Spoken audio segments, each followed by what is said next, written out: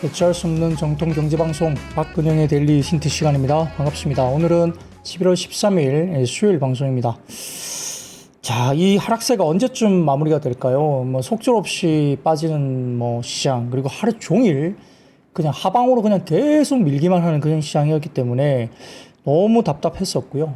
쉽지 않았던 시장입니다. 반등 한 번 안 나왔고 계속 하방으로 계속 밀기만 했거든요. 그래서 이게 이제 결국 일부 수급적으로 담보라든지 이런 부분들 때문에 손절이라든지 담보 부족 사태에 대한 어떤 이슈, 수급적 이슈 분명히 오후장에 있었을 텐데 개인들이 엄청나게 힘든 장이 되는 것 같고요. 오늘은 그렇게 견디는 섹터들이 별로 없었던 하루였습니다. 그래서 너무 저도 그렇고 그 고객님들도 엄청나게 힘들어하고 그 다음에 담보 이슈 이런 것들 때문에 계속적으로 상당히 좀 어려워했던 그런 하루였던 것 같아요. 개인적으로는 저는 저희 고객 가운데에서는 담보 부족이 아직 나오진 않았는데 장중에 담보 부족 이슈 때문에 해결들을 다 하시는 것 같더라고요. 그래서 종가 끝나고 담보 부족 나온 계좌는 없었습니다만 제 관리 계좌들은 근데 만만치 않았어요. 아마 장중에 좀 처리를 하셨거나 아니면 일부 이제 또 자금을 조금 넣으셨거나 그런 부분도 꽤 있었을 걸로 보이고요. 여러분들은 좀 어떠세요? 네. 담보라든지 신용 이런 것들 있을 경우에 오늘 상당히 좀 힘들었던 오늘 하루가 아닌가 이런 생각도 해볼 수 있습니다. 자, 그래서 오늘 계속적으로 이제 많이 들어오셨지만 홀라님도 들어오셨고 대량님 들어오셨고 빵야님도 들어오셨고 최서희님 들어오셨고요. 그 다음에 김태형님도 들어오셨고 2010 고스님도 들어오셨어요. 네, 많이 들어오셨고 왈왈님, 유아연님, 서보현님, 김정열님, 덕희님도 들어오셨고, 안지연님, 척사랑님, 네. 기존에 많이 들어오시던 타시기님도 들어오셨고, 임누비 어느님 등등, 등골아빠님, 양말님 쭉 들어오셨습니다. 시장이 많이 힘드니까 또 조금 못 보시던 분들도 들어오셨고, 프린트맨, 등등도 이렇게 나와 함께님 들어오셨고요. 맥가이버님, 하야니아님 이렇게 들어 보이십니다. 제 얼굴이 점점 브라이언으로 살이 빠져 보입니다. 네. 쪽쪽쪽 쭈그러들고 있습니다. 네, 상당히 좀 스트레스를 많이 받아서 너무 좀 이렇게 뭐라 그럴까? 보리콩콩님께서 이제 방송 들으러 얼른 왔다고 하시는데 정말 저도 이제 멘탈이 정말 힘들어지는 구간까지 와 있어요. 그래서 멘탈을 잡으려고 생각하고 있고 스트레스를 이럴 때 좀 풀어야 되거든요. 네, 그렇기 때문에 이 방송 마치고 저는 영화를 보러 갈까 합니다.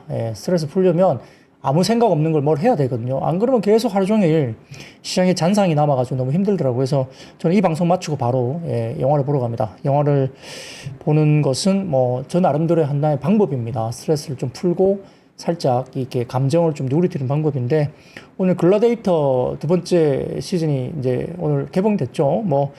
오늘 평점이 한 93점 정도 되는 것 같은데 나쁘지 않을 것 같아서 그냥 그런 것들 아무 생각 없이 그냥 싸우고 이렇게 박진감 넘치는 액션 나오는 이런 거 한 편 보고 나면 조금 마음이 좀 누그러들 것 같아서 일단 멘탈을 좀 잡으려고 네 그렇습니다. 그래서 여러분들도 나름의 어떤 방식을 가지고 이렇게 멘탈을 좀 이렇게 보시면 좋을 것 같고 내일은 수능 날입니다. 그래서 1시간 좀 늦게 시장이 시작되죠. 수능 날이기 때문에 10시부터 개장이 됩니다. 그래서 그건 참고를 해보시면 좋을 것 같아요. 그래서 일단은 여러 가지 부분에서 어쨌든 멘탈 관리와 이 스트레스를 좀 푸는 거 필요하고요.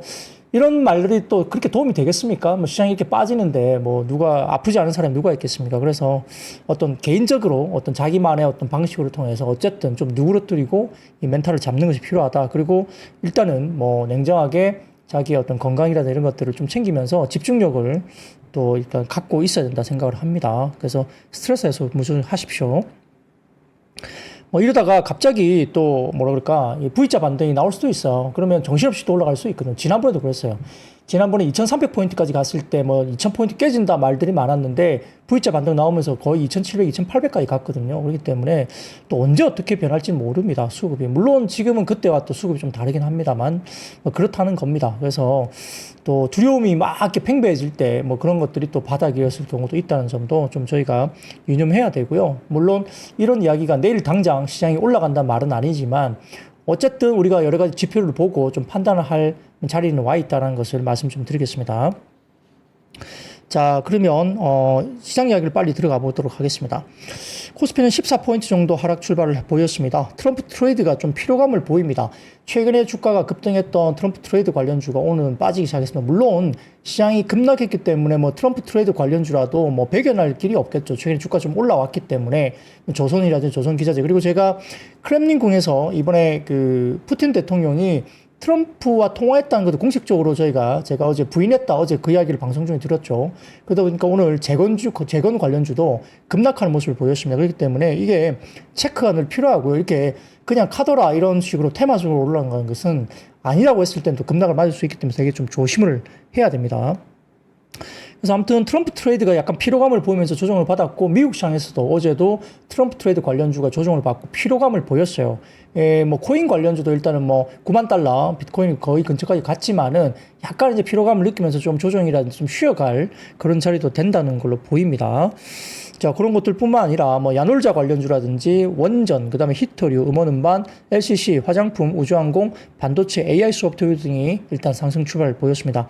미국 주식시장은 연은의 위원들이 매파적 발언을 하면서 10년물 국채금리가 4.4%까지 올라왔습니다. 그러다 보니까 오늘은 제약바이오도 별로 안 좋았고요. 뭐 알테오젠, 뭐 리가켄바이오, 삼성바이오로직스 등등도 주가들이 좀 빠지는 모습도 보이기는 했습니다. 물론 알테오젠과 리가켄바이오는 거의 신고가 영역이기 때문에 이러한 금리 이슈들 등으로 일단은 조금 조정이 나오기도 했다 보입니다. 다만 여전히 뭐 긍정적으로 본다고 볼 수 있겠죠. 여전히 말씀드렸던 알테오젠, 리가켄바이오 뭐 이런 종목들도 긍정적으로 아직은 본다라는 계속적인 커버리지가 되고 있습니다. 이 반도체 중심의 차익 실현도 어제 미국 주시장에서도 나왔다 볼 수 있겠고요. 닐 카시카리 미니애폴리스 연은 총재가 12월 FMC 금리 동결 가능성을 약간 시사하는 발언을 했습니다. 금주 발표될 10월 소비자 물가 예의주시하고 있는데, 패드와치 기준 12월 금리 동결 확률이 41.3%까지 상승을 했습니다. 한 달 전에 전체적으로 한 22%, 15%, 22% 왔다 갔다 했는데 금리 동결 확률이 41.3%까지 조금 더 올라오는 모습이고요. 여기에 따라서 국채금리 상승이 야기된 거죠. 자, 그리고 트럼프발 강달러가 역시나 지속됐습니다. 달러 인덱스가 106까지 올라와서 상당한 강달러가 계속 지속되고 있고, 지금 중국 같은 경우도 7.2위안 이거 지키려고 엄청 노력을 하고 있죠. 뭐 그런 분위기고요. 다만 테슬라는 최근에 급등했었기 때문에 별다른 이슈가 부재한 가운데 급등에 대한 차익 실현 6.2% 어제 하락을 했습니다. 코스피는 오전 2450선 하향 이탈, 오전 기준입니다. 하향 이탈하면서 약간 8월 블랙 먼데 수준 밸류에이션까지 도달했다는 분석이 나오기도 했습니다만, 뭐 뚜렷한 상승 동력이 부재하면서 종가 무릎은 더 많이 빠지고, 오늘은 지수가 뭐 코스피, 코스닥 한 방향 아래쪽으로 계속 밀기만 했고요. 반등 자체가 아예 안 나왔어요. 그래서 굉장히 좀 어려웠던 시장이고요. 외국인들은 오전 기준 현물은 2,890억 순매도했고, 선물은 3거래일 만에 약간 순매수를 보이기도 했지만 소규모 매수를 오전에 보였지만 그 이후에 다시 순매도로 일단은 선물이 들어가다가 장 막판에 보니까, 종가 끝나고 나서 보니까 외국인들이 선물은 살짝 순매수로 돌아서기는 했습니다. 원달러 환율은 장중 1,410원까지 도달하면서 우려가 되고 있는 상황이죠. 8월 5일 종가 기준 코스피가 12개월 후행 PBR이 0.88배까지 빠졌습니다. 8월 5일 종가 기준입니다. 12개월 선행 PR이 8.17배 정도 됐는데, 오늘 장중 도달했던 뭐 2,450포인트 기준으로 본다면 코스피가 12개월 후행 PBR이 0.89배, 12개월 선행 PER은 8.39배까지 빠졌습니다. 그러니까 종가는 더 빠졌잖아요. 2,400, 230 정도까지 빠졌기 때문에 그렇게 본다면은 오히려 뭐 PBR 기준은 0.89배보다 좀 더 낮게 거래가 되고 있는 거죠. 삼성전자 오늘도 52주 신저가 경신했습니다. 장중 5만 1,000원대 진입을 뭐 보였고 5만 원 초반까지 빠졌죠. 삼성전자 전일 종가 기준 12개월 선행 PBR이 0.88배니까 뭐 밴드 상단이 2배 정도였기 때문에 0.88배면 뭐 지금 역사적으로 아마 PBR 기준 거의 빠진 거 아니냐. 그리고 달러 환산으로 본다면 과거에 아마 빠졌던 저점까지 거의 다 빠진 것 같아요. 코로나 시점 저점까지 달러 환산 가격은 거의 다 빠진 것 같습니다. 그래서 외국인 입장에서는 거의 이제 역사적 저점 비슷하게 PBR이 가격이 빠진 거 아니야 이렇게 생각이 드는데, 그래요. 뭐 속수무책으로 주가들이 계속 빠지는 분위기로 보이는 상황이고, 뭐 장중에 뭐 삼성전자 관련해서 이렇게 세금 이슈 때문에 뭐 담보대출 받은 뭐 주요 주주들, 삼성그룹 내 주요 주들이 뭐 담보 부족 어쩌고저쩌고 뭐 이야기가 기사가 좀 그런 식으로 나오기는 했는데요. 제가 그 담보대출로 뭐 관련해서 이렇게 보이는 추정되고 있는 창구들을 조금 제가 뭐 이렇게 듣고 있는 바가 있는데, 뭐 다른 그 주식들이 이렇게 여러 가지 담보 주식들이 많이 들어와 있기 때문에 뭐 담보율에 대해서는 그게 문제가 없다. 삼성전자 관련된 대출, 그러니까 뭐 상속세 세금 문제 때문에 대규모로 받았던 대출에 대해서 담보 부족 사태는 사실 무근입니다. 그렇기 때문에 그런 것들은 시장에서 쓸데없는 찌라시로 보시면 될 것 같고요. 시장에서 다른 뭐 담보 주식 이런 것들이 들어와 있어서 담보력은 충분하다고 제가 확인됐습니다. 그렇기 때문에 대주주 관련된 담보대출 삼성전자가 뭐 터져가지고 뭐 주가가 그게 뭐 위험하다 이런 식의 기사라든지 찌라시는 사실 무근이기 때문에 그런 부분들은 믿으시면 안 됩니다. 주가 빠지는 것은 뭐 그건 어쩔 수 없고요. 뭐 그렇습니다. 자, 그래서 그런 부분도 좀 아셔야 될 것 같고, 그리고 트럼프 수혜 업종에서 좀 언급이 안 됐던 뭐 좀 약간 덩떨어져 있던 게 뭐 바이오라든지, 그 다음에 최근에 좀 주목받고 있는 게 역시 엔터주입니다. 오늘도 엔터주가 강세였고요. 하이브, 뭐 JYP 다 좋았고, JYP가 장마치고 3분기 실적 발표했는데 어닝 서프라이즈가 나왔습니다. JYP가 아마 시간에서 급등했을 거고 내일 JYP 중심으로 주가들이 올라갈 텐데, 최근에 3분기 바닥론, 그러니까 3분기 실적은 조금 주춤할 수 있는 것들에 대해서 이야기가 됐지만 3분기 바닥론 이후에 4분기 내년을 바라보고 긍정적일 수 있다 말씀을 드렸는데, 최근에 하이브나 뭐 JYP나 등등이 주가들이 바닥에서 꽤 올라왔어요. 근데 오늘 JYP가 시간에서 어쨌든 서프라이즈를 나타냈기 때문에 내일 JYP 등을 중심으로 엔터, 음원, 음반 쪽이 괜찮을 것 같고, YG 플러스도 이렇게 어떤 로제의 아파트 그 노래 때문에 오늘 상당히 좋은 모습을 보이기도 했고요. 그래도 YG 엔터 같은 경우는 좀 베이비 몬스터 관련해서 이슈가 또 있었기 때문에 상당히 좀 좋을 가능성이 있습니다. 그래서 기본적으로 내일 엔터 관련 음원, 음반 엔터주는 상당히 좀 긍정적인 흐름이 나타나지 않을까 생각이 됩니다.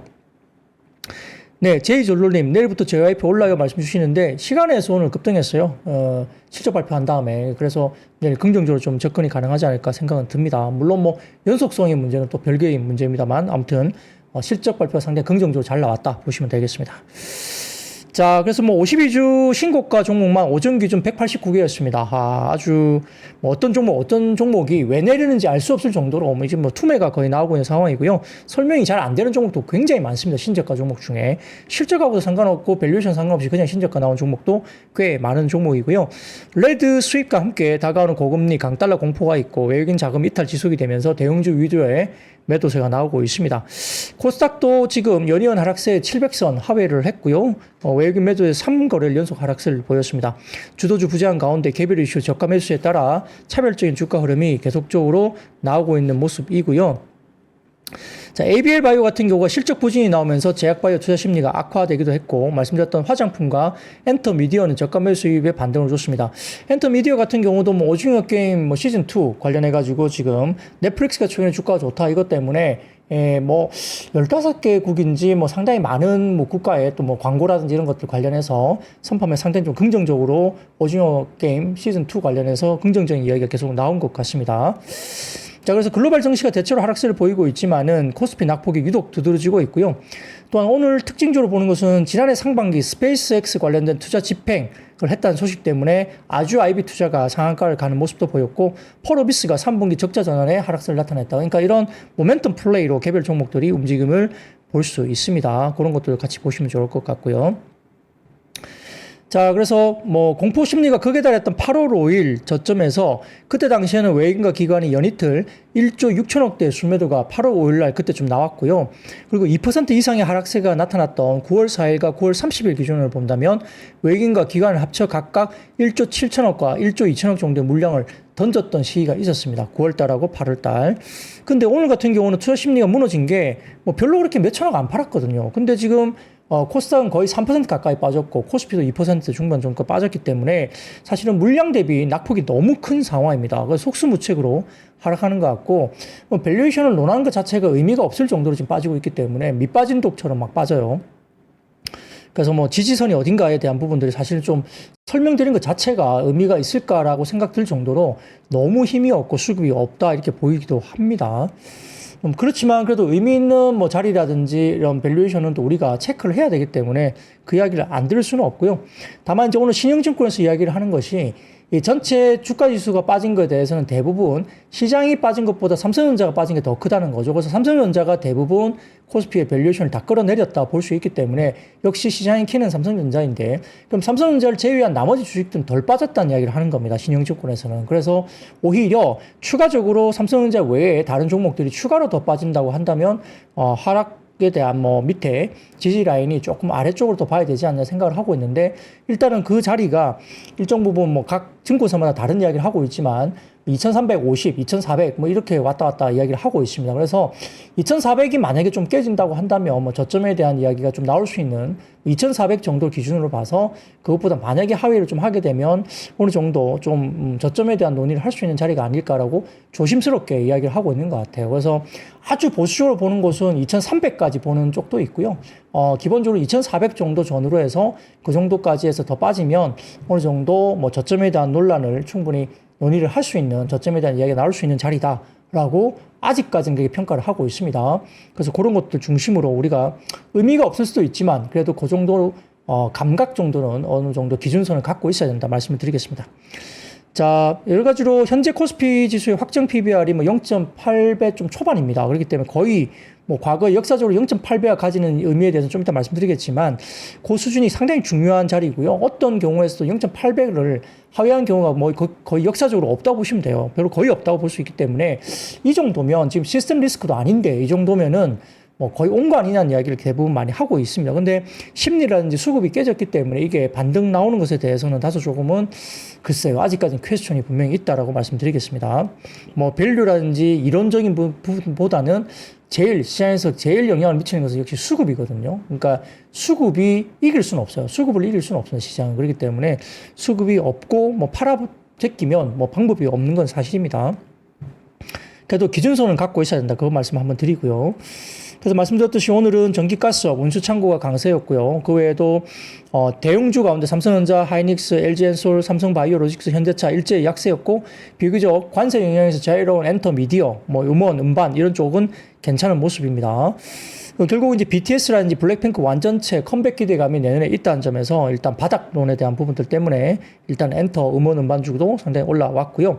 유상증자 철회를 결정한 고려아연이 장중 급하게 빠지면서 하락 전환하면서 또 시장을 더 끌어내린 것도 있습니다. 자, 코스닥은 2차 전지 반도체 소부장, 바이오 업종 전반적으로 하락했고요. 뭐 전반적으로 한 3% 가까이 밀리는 모습이었고요. 카시카리가 언급했듯이 12월 FOMC 금리 인하폭을 결정지을 지표가 CPI 그리고 동행지표 등이 있는데 위험자산 등락에 대한 변동성을 줄 수 있는 변수입니다. 오늘 밤 미국 소비자 물가지수가 예상치에 부합이 만약에 된다면 시장의 안정의 트리거가 될 수 있는 변수가 될 수 있다는 점에서 오늘 밤에 CPI 관련된 소비자 물가지수를 꼭 확인하는 것이 중요하다 볼 수 있겠습니다. 제발 어떤 뭐 글쎄요, 바닥에 대한 반등에 대한 변동의 트리거 이런 것들이 좀 됐으면 좋겠다 생각이 듭니다. 자, 그러면 장중 지수 낙폭 확대 요인을 몇 가지 좀 들어보면 오늘 왜 이렇게 많이 이제 한 방향으로 계속 빠지기만 했을까 말씀드리는데요. 첫 번째, 반도체 관련된 우려가 있었습니다. 특히 삼성전자가 더 빠진 게 그 이유인데, 엣지워터라는 곳에서 리포트를 내면서 이 마이크론 투자 의견을 제시하면서 반도체 가격 하락 가능성을 제기했습니다. 그래서 마이크론 이야기를 하면서, 마이크론이 어제 미국 시장에서 많이 빠졌는데 마이크론 관련된 이야기를 하면서 이렇게 이야기를 했어요. 낸드와 디램 가격이 수요 대비 공급이 충분하기 때문에 내년에 가격이 하락할 것이다 이렇게 이야기를 했습니다. 이건 뭐 엣지워터라는 곳의 의견이죠. 그나마 이익을 내고 있는 디램 분야까지 수익이 만약에 또 감소하게 된다는 이야기인데, 이건 뭐 중국의 공급 때문에 그렇다 뭐 이런 이야기들을 하는 거죠, 배경에는. 근데 그렇게 되면은 이제 HBM 쪽에서 제대로 소득을 못 내고 있는 삼성전자 입장에서는 믿고 있었던 레거시 제품까지도 낸드 디램이 빠진다면 전자는 그래서 좀 안 좋은 악재로 될 수 있죠. 그렇기 때문에 전자가 좀 더 많이 빠졌다 이렇게 이야기를 설명을 드릴 수 있겠습니다. 자, 그건 좀 이따가 제가 반도체 이야기는 다시 드릴 거고요. 자, 두 번째, 환율 공포입니다. 원달러 환율이 1410원대까지 올라왔기 때문에 위험 부담이 큽니다.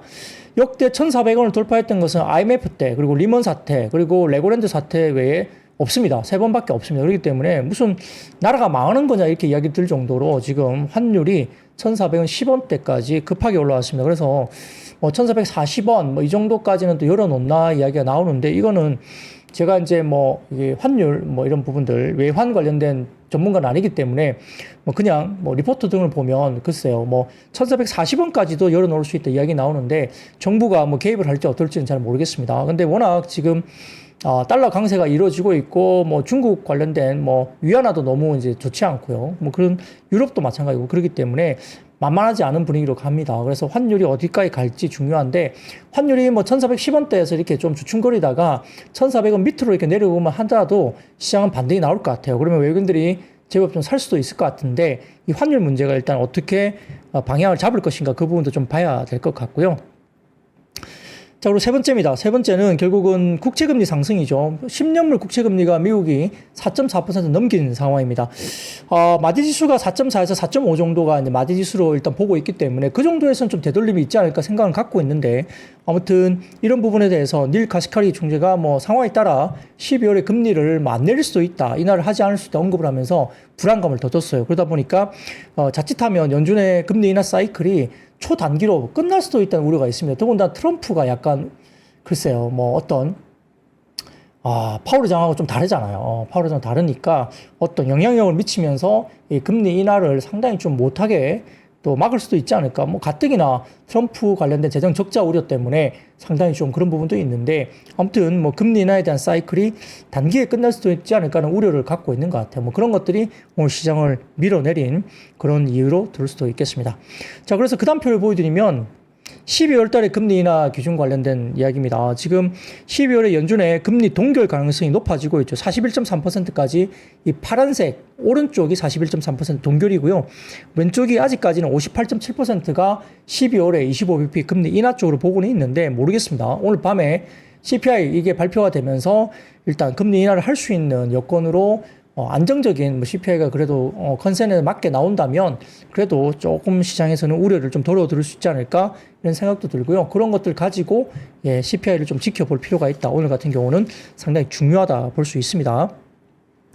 수급 불안입니다. 마지막으로 수급 불안은 결국 주가 하락이 되니까 신용, 담보대출 뭐 이런 것들이 문제가 되는 거고요. 그런 것들을 상당히 좀 어렵게 가고 있는 모습이기 때문에 개인들이 꽤 투매를 많이 하고 있어요. 그래서 최근 들어서 개인들 투매가 좀 나오면서 이렇게 천천히 많이 팔고 있기 때문에 그런 것도 역시 영향을 미치고 있다. 근데 뭐 개별 종목 가운데 받아줄 만한 외국인도 없죠. 더군다나 지금 개인들이 또 삼성전자에 막 몰려 들어가는 것도 있지 않습니까? 기관 외국인 파는데 전자 막 계속적으로 산다. 이것 때문에 또 몰려가고 있고, 뭐 사람들이 이야기하고 있는 이게 코인 시장이 너무 좋기 때문에 또 코인으로 간다. 아니면 미국 시장으로 간다. 이런 뭐 자금들이 빠져나간 것도 영향이 일부 있겠죠. 그래서 국내 시장에 일부 자금 유출이 또 있는 것도 약간 시장의 수급 공백을 또 나타내는 것에 대해서 뭐 그런 이유도 좀 일부 있을 수도 있겠습니다. 자, 그 다음 매크로 지표 하나 보여드리겠습니다. 그 다음 매크로 지표 보여드리면 하나증권에서 올려주는 매크로인데 이게 그래도 다행입니다. 이게 뭐냐면 10월에 뉴욕 연은 기대 인플레이션입니다. 기대 인플레이션이 모든 구간에서 하락세였다는 겁니다. 인플레이션 관련해서 1년 같은 경우는 2.9 정도인데 마이너스 0.1%포인트 빠졌고요. 3년 같은 경우는 2.5%로 마이너스 0.2%포인트 빠졌고 5년 같은 경우는 2.8%로 마이너스 0.1%포인트 빠졌습니다. 그러니까 기대 인플레이션이 빠지는 것 때문에 일단 좀 안정을 찾고 있다 정도로 이거는 좀 긍정적인 지표로 볼 수 있습니다. 자, 그래서 그 다음 표 보여드리겠습니다. 그 다음 표 보여드리면 자, 이게 이 분위기인데요. 자, 1년 후 기대 인플레이션이 2.87까지 빠지면서 2020년 10월 이후에 가장 낮은 수준으로 빠지고 있다는 겁니다. 그래서 기대 인플레이션이 빠진다는 것은 뭐 어느 정도 금리 인하에 대한 이야기가 뭐 연속성을 가지고 갈 수 있다는 의미이기 때문에 그래도 미국 시장에서 보는 기본적인 관점은 기대 인플레이션이 빠지고 안정을 찾고 있다. 자, 이런 것들은 그래도 조금은 긍정적인 지표로 볼 수 있겠습니다. 자, 그리고 그 다음 표 보여드리겠습니다. 이제 국내 시장에 대한 이야기인데요. 미래세증권에서 올려주신 건데 코스피 지수 12개월 선행 PBR 0.8배가 갖는 의미입니다. 이게 2003년도 4년도 이때 그리고 2008년도 9년도 넘어가면서 그리고 과거에 2019년도 그리고 2020년도에는 그걸 하회했었는데 이때는 뭐 코로나 때문에 뭐 역시 이거는 비이성적으로 빠진 거고요. 그래서 0.8배가 역사적으로 봤을 때 2000년도 초반부터 보면 거의 한 20년 넘게 본다면 0.8배를 깨고 내려간 게 거의 없다는 겁니다. 그렇기 때문에 지금 자체가 뭐 PBR 기준 코스피 선행 PBR이 0.8배 정도까지 내려와 있고 어제 같은 경우 기준으로 봤을 때 코스피 12월 선행 PBR이 0.82배 수준까지 하락했기 때문에 오늘 주가 하락 부분까지 따지고 본다면 거의 0.8배 뭐 초반까지 거의 왔다는 거죠. 그래서 이런 식으로 이제 저희가 추정을 해보면 코스피 한 2,400 전후 밑으로 좀 내려가면 역시 역사적 저점 수준의 밸류에이션까지 내려왔다는 점에서 기준점을 가진다면 여기서 주가를 뭐 팔고 나간다. 이거는 뭐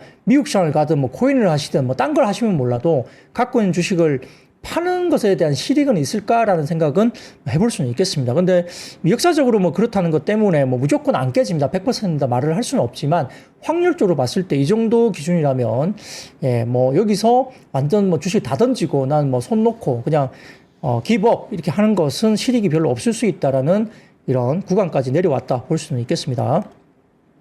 자, 그 다음 표 보여드리겠습니다. 그 다음 표 보여드리면 코스피 12개월 선행 PER입니다. 예, 보시면은 오른쪽 보세요. 자, YGFN 기준 8.4배 PER이 그 정도까지 올라왔거든요. 그래서 거의 뭐 최근 10년 평균 기준에 2SD, 마이너스 2SD 같은 경우에 7.9배이기 때문에 거의 다 내려왔습니다. 얼마 안 남았거든요. 그래서 뭐 이걸 봤을 때도 한 8배 언저리 정도이기 때문에 지금 뭐 8.4배 정도니까 뭐 2,400 잠깐 깨지면 어느 정도 오는 가격일 것 같아요. 그래서 뭐 아까 말씀드렸던 뭐 시장에서는 이걸 기준으로 하는 것 같은데 증권사들은 어쨌든 2,350에서 뭐 2,400 그 사이 정도에서 나름 바닥권을 좀 형성하지 않을까라는 생각을 가지고 있는 것 같아요. 뭐 그건 리서치 쪽에 대부분 이제 보는 시각인 것 같고 PBR과 PER은 조금 리서치마다 약간 다릅니다. 계산하는 어떤 기준이 달라서 그런지 모르겠지만 그래서 조금 더 보수적으로 보는 쪽에서는 코스피 바닥을 2,300 정도까지 일단 완전 바닥은 2,300 정도까지는 바닥이다라고 보는 리서치도 있다는 점을 일단은 좀 참고를 해보시면 좋을 것 같아요. 자, 그런 기준으로 보시면은 대충 기준점은 좀 잡고 보실 수 있겠습니다. 근데 여기에서 바닥에서 올라올 때 뭐 어떤 종목이 어떻게 올라오냐 이건 뭐 좀 별개 문제죠. 이게 올라올 때 다 같이 올라오는 게 아니기 때문에. 그러면 제일 첫 번째는 어떻게 올라오느냐? 제일 첫 번째는 낙폭과대부터 올라옵니다. 낙폭과대. 예, 낙폭과대. 그러면 이제 첫 번째로 그 대형주 중에서는 그 키가 삼성전자에 있겠죠. 낙폭과대. 먼저 올라와야 되고요. 그 외에도 중소형주 같은 경우도 낙폭과대부터 먼저 올라옵니다. 밸류, 뭐 실적 상관없어요. 낙폭과대부터 먼저 올라오고 조금 정신 차리고 난 다음에는 이제 밸류에이션 보고 이제 그 다음에 움직이기 때문에 일단은 그런 식으로 매매를 좀 임하셔야 될 것 같습니다. 자, 그리고 그 다음 표 보여드리겠습니다. 그 다음 표 보여드리는 것은 중국 관련입니다. 예, 그런데 오늘 중국 시장도 그렇고 나쁘지 않았거든요. 그래서 중국의 시티 경기 서프라이즈 지수가 계속 반등입니다. 예, 보면 중국이 나쁘지 않거든요. 이런 뭐 서프라이즈 지수 같은 경우는. 그러니까 모르겠어요. 이번에 경기 부양책이 너무 이제 제대로 안 나왔고 아쉽다, 뭐 실망이다 이런 것도 많지만 실제 중국의 지금 하나투자증권 자료인데 중국의 시티 경기 서프라이즈 지수는 계속적으로 올라갑니다. 계속 마이너스 권역에서 플러스 권역으로 계속 올라가고 있거든요. 반등 흐름이 나오고 있기 때문에 중국 시장이 견조한 분위기가 여기도 나오는 거죠. 뭐 이런 것들도 아마 국내 시장에 아주 나쁜 이야기는 아니에요. 중국이 이렇게 괜찮아진다고 본다면 국내 시장도 좀 안정을 찾을 수 있는 해외 변수다, 이렇게 매크로 지표다 볼 수 있겠죠. 이런 것들까지도 좀 지켜보시면 좋을 것 같고요. 자, 그 다음 마지막 표 하나 보여드리겠습니다. 마지막 표는 네, 그렇죠. 오늘 10시 반 정도입니다. 그래서 CPI가 나오는데 컨센서스가 YY 2.6 정도가 컨센입니다. 뭐 그 전 지표가 2.4% 정도 수준이었는데 이번에는 YY 2.6 그리고 MOM 전월 대비는 0.2% 정도니까 이 기준점에 대해서 좀 아시고 어느 정도 어떻게 반응이 나올지 한번 지켜보는 것도 참고로 해보시면 좋을 것 같아요. 오늘 밤에 나오니까 한번 꼭 체크를 해보시면 좋을 것 같습니다. 네, 말씀들이 되게 많으신데요. 역시 뭐 코인으로 많이 가신 것도 역시 있겠죠. 네, 역시 있겠죠. 근데 오늘 오후에는 그 도지코인도 살짝 또 조정이 나오더라고요. 그리고 어제 비트코인도 살짝 이제 9만 달러 언저리까지 갔다가 살짝 좀 쉬는데 조정이 나올지 그냥 쉬는 건지는 좀 지켜봐야 되겠지만 급하게 올라온 거에 대해서 약간 숨고르기를 하는 것 같아요. 그래서 어쨌든 그런 부분들이 이제 코인 쪽으로 수요가 많이 몰리고 있다 이런 것들도 이유가 될 수 있습니다. 자, 그러면 빠르게 섹터로 넘어가겠습니다. 자, 첫 번째, 오늘 이제 엔터 음반 음번인데요.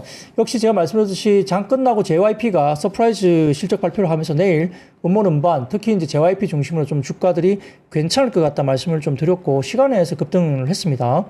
하나증권은 보고서를 통해서 뭐 구글 트렌드 내 K-팝 트래픽이 22년 고점을 기준으로 하향되고 있지만 어쨌든 BTS와 블랙핑크의 완전체 공백 속에 낚시 효과가 일부 사라진 것도 있고 중국향 앨범 쪽에 대한 감소도 24년 컨센서스 영업이익이 일단 연간으로는 하향 조정되고 있습니다. 다만 이제 내년에 BTS와 블랙핑크의 컴백이 뭐 확정되고 있고 로제가 이번에 아파트라는 노래로 완전히 대박 히트를 쳤기 때문에 이런 것들 중심으로 분위기가 좀 살아나고 있는 거죠.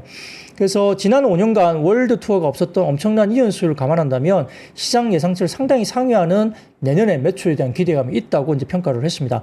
BTS의 예상 매출액은 내년에 1조 2천억까지도 지금 추정을 하고 있는 것 같아요. 뭐 그런 것들까지 지금 아마 일부 지금 엔터 미디어 쪽을 좀 좋게 보고 있는 것 같아요.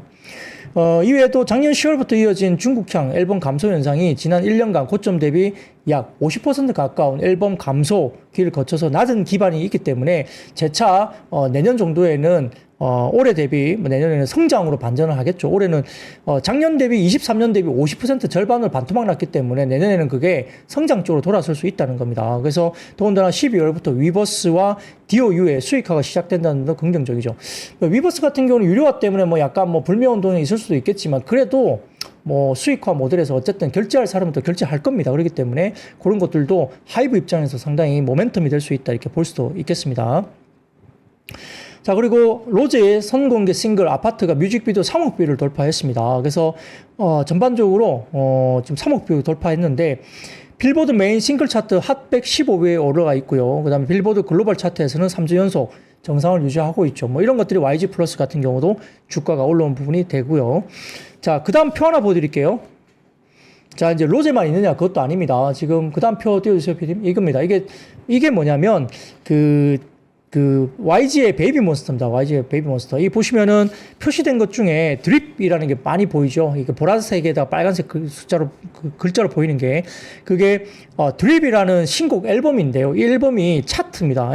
중국의 관련해서 QQ 뮤직 쪽에 드립 신곡 앨범을 가지고 지금 그 앨범 내에 들어있는 신곡들이 줄 세우기로 되어 있다는 거죠. 그래서 중화권 음악 팬들의 폭발적 반응에 힘입어서 인기몰이가 지금 YG의 신인 그룹 베이비몬스터가 되고 있다. 자, 베이비몬스터가 중국 최대 음원 사이트인 QQ 뮤직 K-팝 주간 차트에서 정규 1집 드립으로 완전 위쪽에 상위권 12개 다 지금 줄 세우게 되고 있죠. 그래서 이렇게 지금 중화권에서 폭발적인 일단 반응이 첫 번째로 나왔다는 겁니다. 이것도 뭐 기본적으로 상당히 조금 긍정적이지 않을까 생각이 들고요. 자, 그 다음 표 보여드리겠습니다. 한화투자증권 자료인데 10월 전체 앨범 판매량은 약 906만 장 정도이고요. 전월 대비 크게 부진한 실적을 발표를 했습니다만 역시 주요 고연차 아티스트들의 커리어 하이 앨범 발매가 지난 10월이기 때문에 역시 YY로서는 좀 줄어들 수밖에 없습니다. 그래서 앨범 판매량에 전년에 대한 부담이 있었기 때문에 아마 좀 10월이 어느 정도 이제 뭐 소강기에 들어서는 것처럼 보일 수도 있다는 거죠. 작년이 하이였기 때문에 그렇습니다. 다만 이제 이건 뭐냐면 음원 스트리밍을 꾸준히 보여주고 있는 스트리밍 데이터입니다. 이게 보시면은 엔하이픈, 그다음에 보이넥스트도어라든지 스트레이키즈, 그다음에 에스파 이런 쪽은 음원 쪽이 상당히 좋습니다. 월 순증 그래프가 지속해서 우상향이 나오고 있는 음원 쪽인데요. 아까 말씀드렸던 엔하이픈, 보이넥스트도어, 스트레이키즈, 에스파 등이 여기 들어있기 때문에 이 그룹들이 소속되어 있는 기획사를 생각하시면 되겠죠. 그래서 이렇게 지금 음원 쪽에 상당히 강세를 나타내고 있는 소속사 중심으로 분위기가 좋을 수 있다는 점도 일단 참고를 해보시면 좋을 것 같습니다. 자, 그 다음입니다. 그 다음 쪽은 역시 그 폭스바겐과 리비안 합작법인 투자 규모 확대 소식 속에 관련주가 일부 올랐습니다. 자, 로이터 통신 자료 좀 보여주세요. 보시면은 외신에 따르면 폭스바겐, 리비안 양사가 합작법인에 대한 투자 규모를 기존 50억 달러에서 58억 달러로 확대한다고 봤습니다. 그래서 여러 가지 투자 규모가 늘어나는 이야기가 나왔기 때문에 이걸 가지고 역시 이야기가 나왔고요.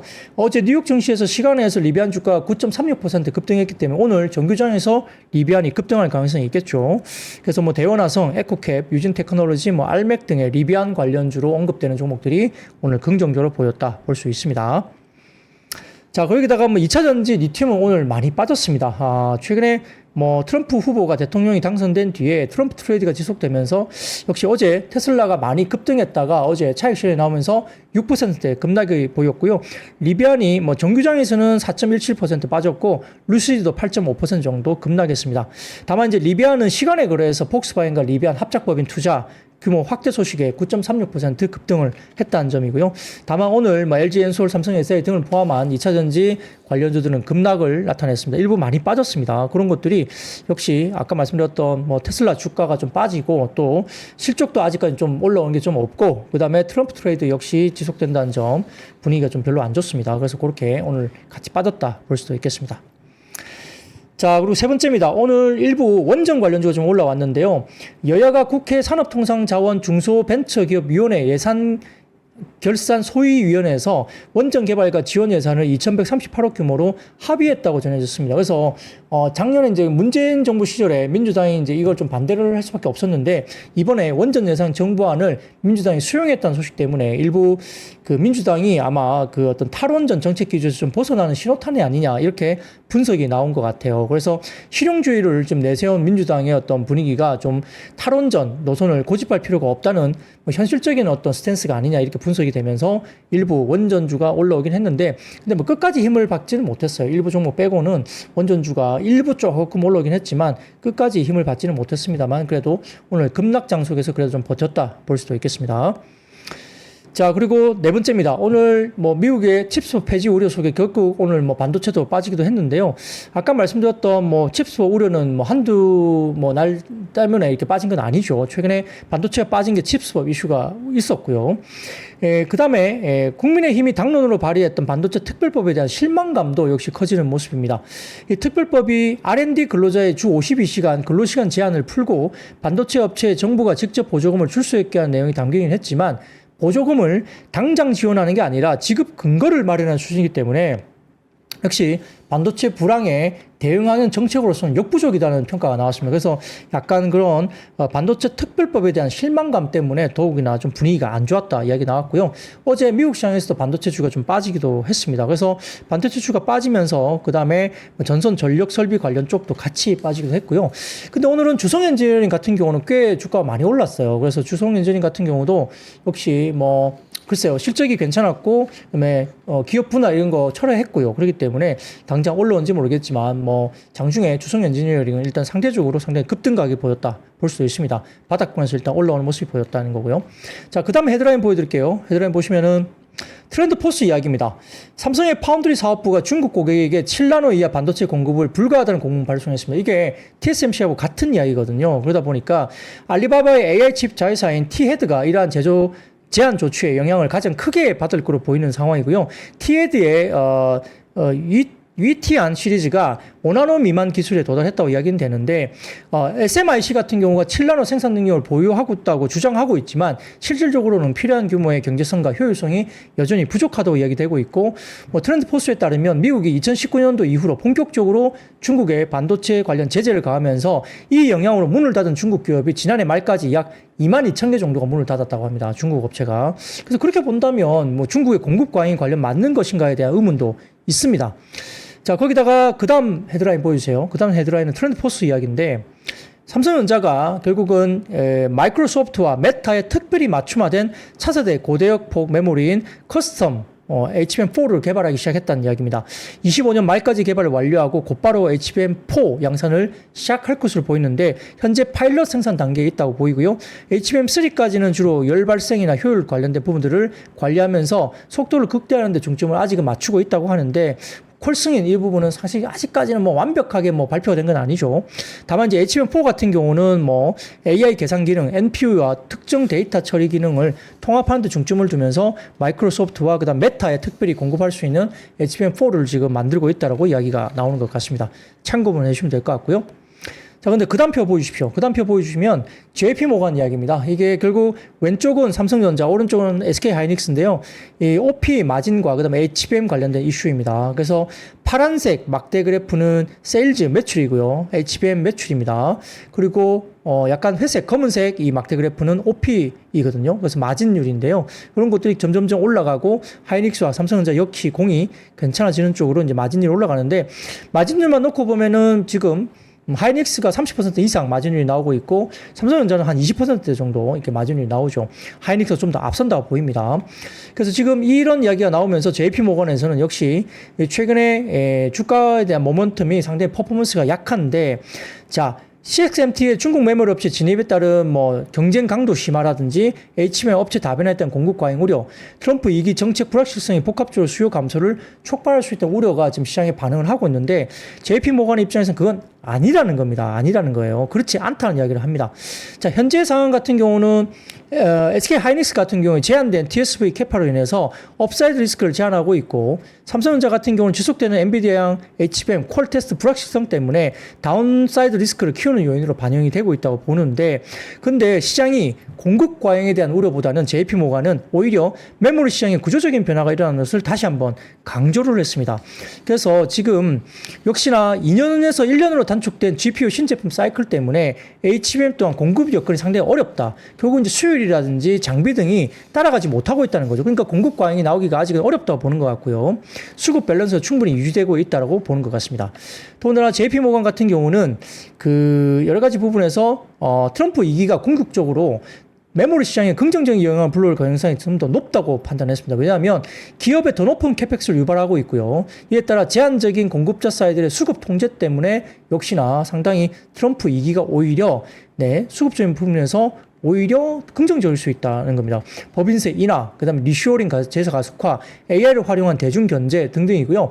그다음에 바이든 정부에서 AI 관련된 통제를 제재를 많이 했는데 그런 것들 다 무효화시키겠다라고 트럼프 정부가 이야기를 하고 있기 때문에 오히려 AI 쪽은 상당히 좋을 수 있다는 겁니다. 그래서 오늘 예를 들어 뭐 한글과 컴퓨터 같은 경우도 주가가 좋았거든요. 주가가 많이 빠진 상태에서. 그렇기 때문에 그런 식으로 AI 관련된 소프트웨어 쪽은 상당히 또 좋아질 수 있다는 이야기를 하고 있는 것 같습니다. 자, 그래서 뭐 포괄적 수출 관세 가능성에 대한 뭐 미국향 완제품의 수요가 제한되고 이게 다시 PC나 뭐 스마트폰 OEM 업체 부담으로 다가오지 않겠냐 우려가 있지만 실질적으로 전체 중국의 디램 비트 수요의 10% 미만 수준이기 때문에 상당히 미미하다, 제한적이다 보는 것 같고요. 이보다 중요한 것은 반도체 장비 수출을 제한하는 것인데 중국 업체의 추가적인 캐파 확장이 제한되고 선단 공정 진입에 어려움을 유발해서 기존 3사 삼성전자, 하이닉스, 마이크론 등의 DDR5나 HBM 우위는 지속될 것을 본다는 겁니다. 그래서 기본적으로 이렇게 보면은 결국 대규모 수율 이슈가 여전히 잔존하고 있기 때문에 공급 과잉이 나오기가 아직까지는 좀 어렵다라고 보는 것 같아요. 그리고 트럼프의 관세 정책 관련된 우려는 이미 시장에 선반영되면서 주가에 반영되고 있다고 판단했고요. 그리고 레거시 디램 가격에 대한 하락도 우려가 너무 과도하다라고 JP모건은 이야기를 했습니다. 전반적으로 지금 AI 서버를 제외한 레거시 메모리조차 현재 부정적인보다 긍정적인 측면이 훨씬 더 많다는 입장인데요. 실질적으로 뭐 방향 가능성에 대한 부분에서는 내년 1분기부터 다시 방향성을 잡고 아마 25년 EPS 성장에 대한 확신이 반도체 업종에 대한 확신이 좀 더 1분기부터 성장을 할 것이다. 확신을 높아질 것이다. 라고 코멘트를 했습니다. 그 근거는 B2B에 대한 PC 교체 수요라든지 그 다음에 AI PC, 그 다음에 스마트폰 등의 신규 온 디바이스 AI 등이 그 근거로 이야기될 수 있다고 평가를 했습니다. 다만 결론적으로는 뭐 삼성전자보다는 SK 하이닉스가 아직은 좀 더 매력적이다라고 이야기를 하고 있는 것 같아요. 그래서 반도체 쪽은 이렇게 JP모건이 오늘 커버리지를 했다는 거고요. 자, 마지막 이야기가 드리겠습니다. 그 다음 표 하나 띄워주십시오. 마지막인데요. 역시 일론 머스크가 미국의 정부 효율부 수장 발탁의 이야기가 나왔습니다. 그래서 휴머노이드 로봇 산업 기대감 때문에 부각이 됐고 로봇과 AI 관련주가 주가가 올라왔어요. 결국은 일론 머스크가 입각이 되는 분위기예요. 그래서 이런 부분들 때문에 규제 완화와 관련된 휴머노이드 로봇 산업 기대감이 역시 커질 수밖에 없는 거죠. 이런 것들이 이야기되면서 휴림 로봇, RS 오토메이션, 스맥, 에브리봇, 해성 에어 로보틱스, TPC 등의 로봇 관련주가 오늘 주가가 올라왔습니다. 역시 여전히 트럼프와 그다음 머스크의 미롤이 이야기되면서 우주항공부터 시작해서 자율주행, 로봇 등등과 관련된 이런 것들, 코인까지도 역시나 지금 그 중심에 자리 잡고 있는 모습이 이어지고 있다. 근데 이제 일부 피로감이 있다는 거죠. 일부 이러한 트럼프 트레이드 관련된 이슈들이 조금 피로감을 가지고 조금 주가가 조정받거나 조금 이렇게 쉬고 있다. 조정도 나올 수 있다. 이런 것도 지금 시기적으로는 그렇게 볼 수 있습니다. 자, 거기까지 진행되면서 여러분 너무너무 힘든 하루였습니다. 내일은 어떨지 참 우리가 방향성을 정말 확신할 수 없는 구간인데 이런 아까 말씀드렸던 시장에 대한 기준점을 가지고 잘 또 판단하시길 바랍니다. 너무 힘드시겠지만 힘내십시오. 오늘 여기까지입니다. See you. 삶의 격을 높이는 9가지 지혜를 함께 나눕니다. 위즈덤 칼리지 시즌 2 영상 아래 링크를 클릭하시면 자세한 내용을 확인하실 수 있습니다.